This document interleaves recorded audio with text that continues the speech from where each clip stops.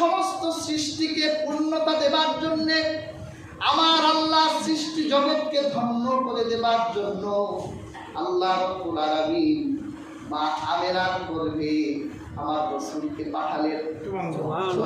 570 Abdul Muttalib জানতো না এই রাতটা এত মহিমান্বিত রাত। সে কাবায় তখন তোয়াফে ছিল, তোয়াফ করছিল।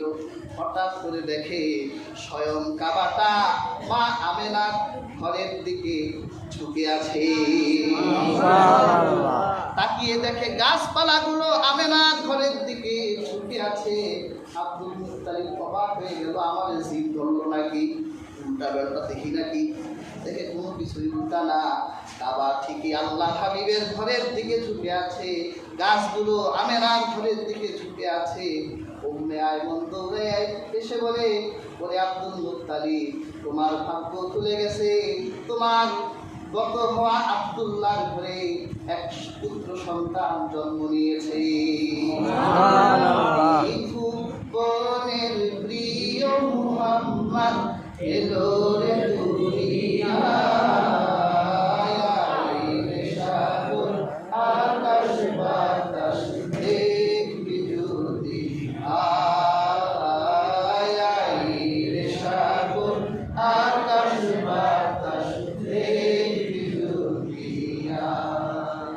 দেখ আমি মায়ের কোলে দোলে শিশু ইসলাম দোলে, কচি মুখে শাহাদাতের ওই বাণী সে শোনায়, রে সাগর আকাশ বাতাস দেখবি যদি, আয় রে সাগর আকাশ বাতাস দেখবি যদি।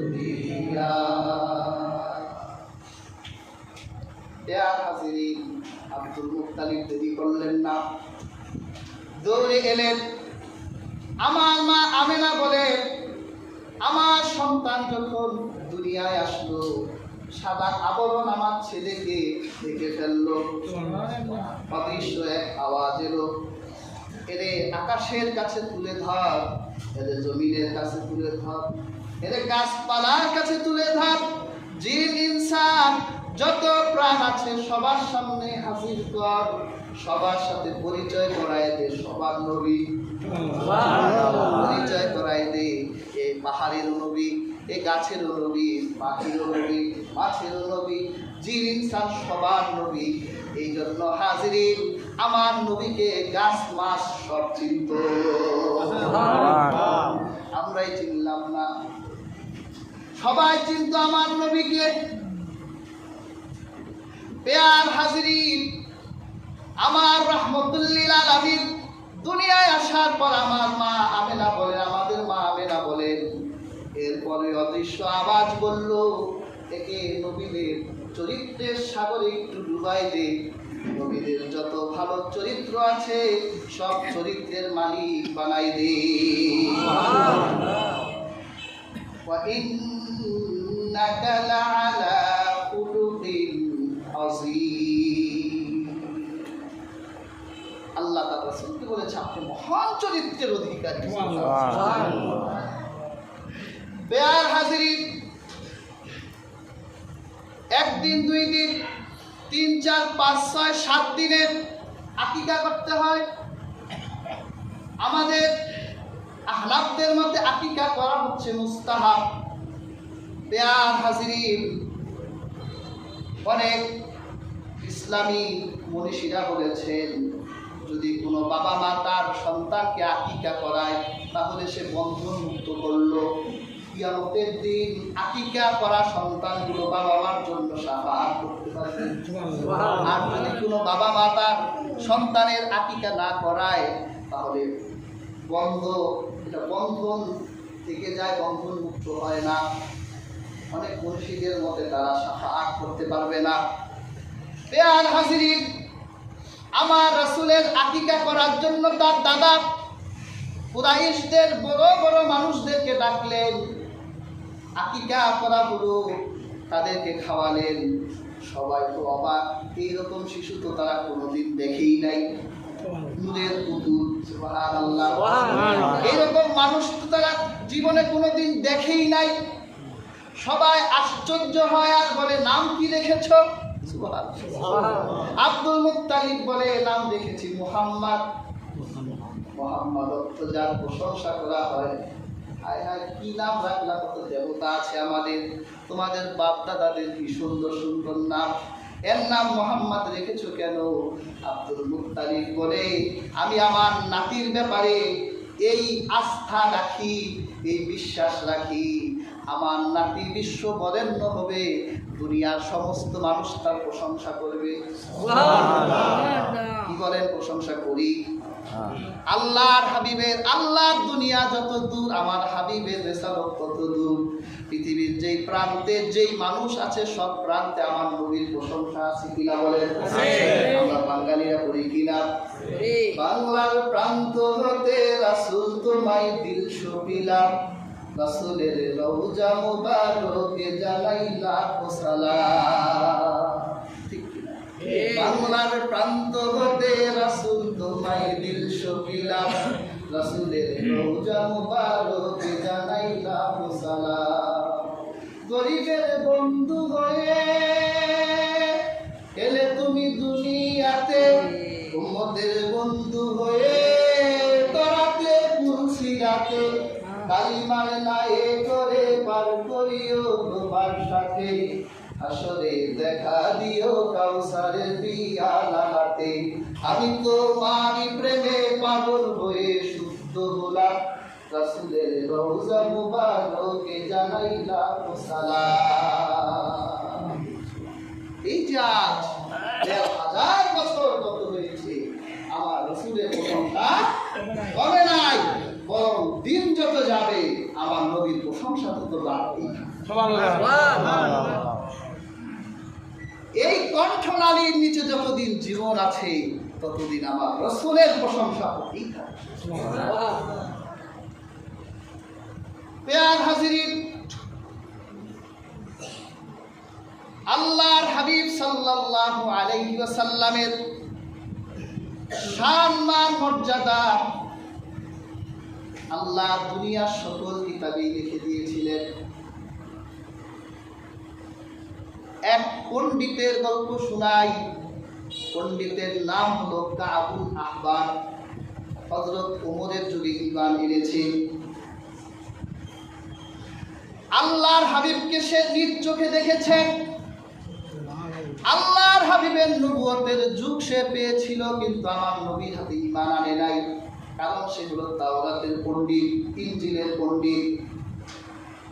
প্রিয় হাজিরিন, আবু বকরের যুগ এলো, সে ঈমান আনলো না। ওমরের যুগে সে ঈমান আনলো। তাদের জিজ্ঞেস করা হলো, কি হে কাবুল আহবার, কোন জিনিস তোমাকে ঈমান আনতে বাধ্য করলো? সুবহানাল্লাহ। একটা জিনিস তো বাধ্য করেছে, সে তো মূর্খ মানুষ না, জ্ঞানী লোক। কাবুল আহবার বলে, আমার বাবা ছিল আমার থেকে বড় পণ্ডিত। সুবহানাল্লাহ। পণ্ডিতের ঘরে পণ্ডিত।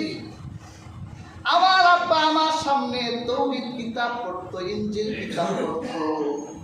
এরপর মাঝে মাঝে দেখতাম আমার আব্বা তাওরীত কিতাবের পৃষ্ঠাগুলো ছিঁড়ে ফেলে, ইনজিলের পৃষ্ঠাগুলো ছিঁড়ে ফেলে। আব্বা, পৃষ্ঠাগুলো ছিঁড়েন কেন? আব্বা বলে, এই যে পৃষ্ঠাগুলো ছিঁড়লাম, এই যে সিন্ধুকের মধ্যে ভরলাম, এই যে তালা বানলাম, জীবনে কোনোদিন এই সিন্ধুক ধরবি না, স্পর্শ করবি না, ভিতরে কি আছে দেখবি না, আর যা লেখা আছে কোনোদিন তা পড়বি না।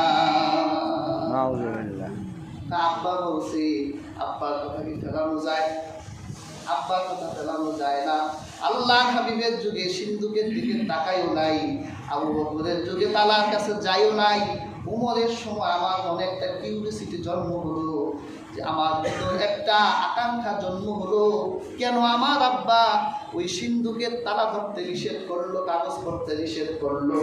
আমি তালা খুললাম, সিন্ধুকের ভিতর থেকে তাওরাত ইনজিলের পৃষ্ঠাগুলো খুললাম। আমি সেখানে তাকিয়ে দেখি, খোদার কসম, প্রত্যেক পৃষ্ঠায় পৃষ্ঠায় আমার নবীর শান লেখা। আমার বাবা আমার থেকে তা পালায় রেখেছিল, যদি আমি ওটা পড়ে ফেলি আর ইমান এনে ফেলি। এই হলো আমার রাসূল, যার কথা সমস্ত কিতাবে ছিল, যাকে সমস্ত কিতাবধারীরা চিনত, আমরাই চিনতে পারলাম না। আমরাই আল্লাহর হাবিবকে মহব্বত করতে পারলাম না। প্রিয় হাজিরিন, আজ ১,৫০০ বছর হয়ে গেছে, কত তন্ত্র মন্ত্র মতবাদের পিছনে দৌড়াই। আল্লাহর হাবিব আমানত হিসেবে যেই মতবাদ রেখে গেল, কোনোদিন সেই মতবাদের পিছনে ঘুরেলাম না। যেই রাসূল আমার গোটা পৃথিবীর মানব সভ্যতাকে উন্নত করে গেল, কিছু অসভ্যরা আমার সেই রাসূলকে গালি দিতেও উদ্ভাবন করে না। কাজেই হাজিরিন, আমরা আজকে কারেন্টও নাই, সময় আর নিব না। আমার রাসূল সাল্লাল্লাহু আলাইহি ওয়াসাল্লাম তিনি আমাদের জন্য যা রেখে গেলেন, বলেন কতটুকু মহব্বত আমরা সে রাসূলুল্লাহ করি। একজন আশিকের কথা বলি, মোনাজাত করে দিই, আর একটু বসতে পারবে? তা এটা কেন বলছি? মহব্বত লাগবে। আশিকদের উদাহরণ দিলে মহব্বতটা জন্ম হতে। আমার রাসূলের এক আশিক সাহাবী ছিলেন হযরত বেলাল। সুবহানাল্লাহ। এই বেলাল এমন সাহাবী ছিলেন যার পায়ের শব্দ রাসূলুল্লাহ বেহেশতে শুনেছেন। কোথায় শুনেছে? হযরত ওমরের মতো মানুষ যাকে সাইয়েদ বলতো, ওমর বলতো বেলাল হলো আমার নেতা। ওমর হলো সবার নেতা, আর ওমর বলতো বেলাল হলো আমার নেতা। সুবহানাল্লাহ। প্রিয় হাজিরিন, আল্লাহর হাবিব যখন এই দুনিয়া ছেড়ে চলে গেলেন, এই 12ই রবিউল আউয়াল সোমবার ছিল। আমার নবীজি সকাল 10টা-9টার দিকে দুনিয়া ছেড়ে চলে গেলেন। ফজরের নামাজের পরে সাহাবায়ে কেরাম যে যার কাজে ব্যস্ত হয়েছিলেন, কারণ 9টা-10টার দিকে মানুষরা কর্ম করে, সবাই কর্মে বের হয়ে গিয়েছিলেন। এমন সময় আমার রহমতের নবী 12ই রবিউল আউয়াল সোমবারেই তিনি দুনিয়া ছাড়লেন। আকাশ পাতাল ভারী হয়ে গেল। সাহাবায়ে কেরাম আল্লাহর হাবিবের ইন্তেকাল তো মেনে নিতে পারছে না কেউ। উমর তো পাগলই হয়ে গিয়েছিলেন। উমর তো একটা তরবারি আকাশে ঘুরাইয়া সমস্ত মানুষকে বলেছিলেন, আমার সামনে যদি কেউ বলো রহমতের নবী ইন্তেকাল করেছে, আমি তার কল্যাণ নামাই দিব। এমন পাগল হয়ে গিয়েছে।